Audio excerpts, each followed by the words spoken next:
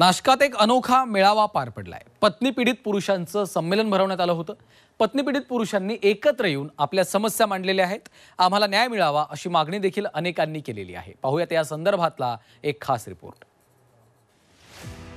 नाशिकच्या एका खासगी रिसॉर्टमध्ये जमलेले हे तरुण नोकरी किंवा कुठल्या कार्यशाळेसाठी जमले नाही, तर जमलेत ते आपल्या पत्नीपासून सुटका करून घेण्यासाठी।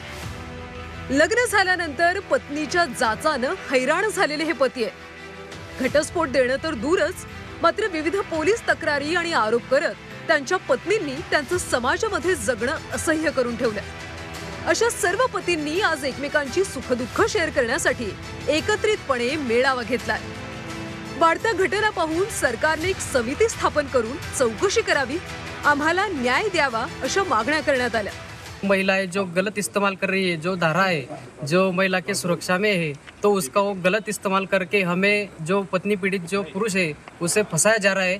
तो हमें एक ही मांगनी करते हैं, तो हमें न्याय दीजिए और हमें इंसाफ दीजिए। महिला पोलीस स्टेशन आणि कोर्टात होणारा छळ या ठिकाणी चर्चेला गेला। कायद्याच्या किचकट बाबी समजावून सांगितल्या गेल्या।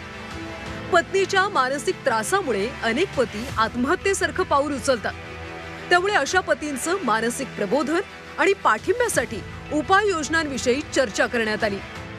हे शोषण थांबवण्यासाठी कायद्यात काही बदल केले पाहिजे, जसे की एखाद्या स्त्रीने जर एखादी खोटी केस टाकली आणि त्याच्यात जर पुरुष निर्दोष आढळला तर त्या स्त्रीला त्याच्याबद्दल शिक्षा झाली पाहिजे, जेणेकरून या खोट्या म्हणजे केसेसचा दुरुपयोग थांबेल।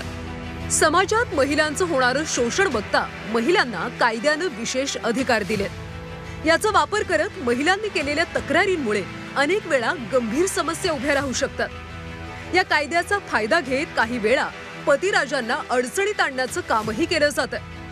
परिणामी या कायद्याचा होणारा दुरुपयोग किमान पती पत्नीमध्ये थांबावा अशी मागणी आता होतीये। योगेश खरे, झी 24 तास, नाशिक।